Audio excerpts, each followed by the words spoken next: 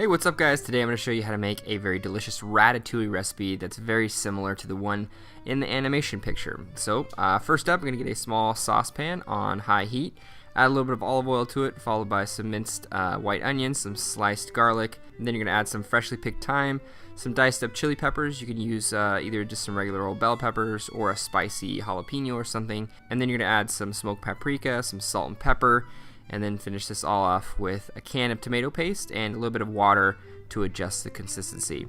Cook this for about 5 to 10 minutes just until it thickens up a bit and all the flavors meld together.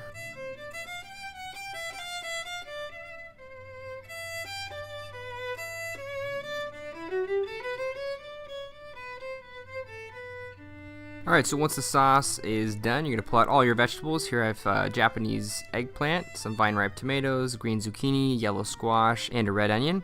And really the trick to the presentation of this dish is trying to find all the vegetables that have very similar diameters so that when you start to line up all your slices, they match evenly and it just looks like a very sequenced dish. Slice them up on a mandolin or with your knife, depending on what you're comfortable with. Mandolin just yields really even slices as far as thickness goes and shape.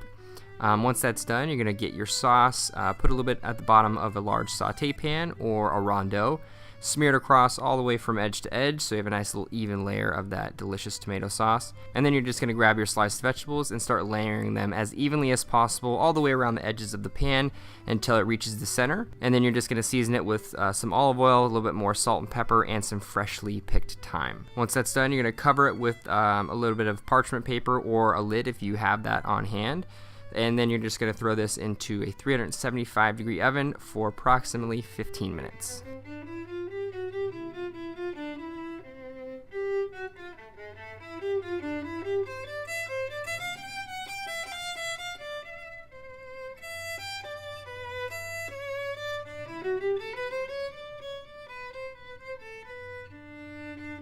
Alright, so once the ratatouille is done baking, you're going to pull it out of the oven, pull the parchment paper or your lid straight off the top. It should be piping hot and the vegetables should have retained all that wonderful color and they should be just a delicious tender texture. If you're going to serve this as a side dish, just put that saute pan straight on your dinner table and let everybody sort of dig in. If you're going to serve it as an entree, get a little bowl, scoop a few of the delicious shingled vegetables straight inside, top it with some of that delicious tomato sauce and a little bit of freshly picked thyme, and a little bit of olive oil for garnish as well. And all there is to do is enjoy a heartwarming ratatouille recipe.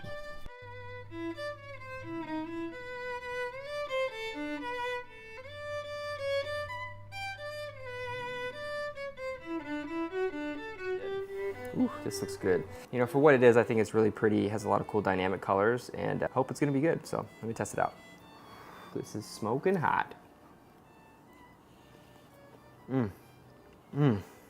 I love how clean the flavors are.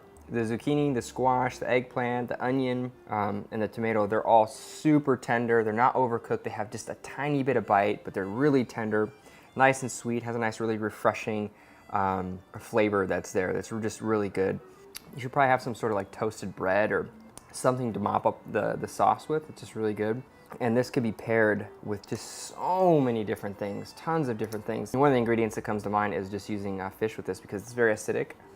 It's kind of sweet, buttery, has the olive oil in there for the richness, but it's really a very light dish, very summery dish because of all the veggies. And fish would just work so well with this dish. Very, very good. Along with really anything else, beef, pork, chicken. This is a very universal accoutrement to a lot of other things. So cheers, very good. Hopefully you guys enjoyed this video. If you did, please thumbs up, subscribe, comment below for future video requests, things you want to see on my channel in the future. And of course, I will see you guys next time with another very cool recipe. Bye everybody.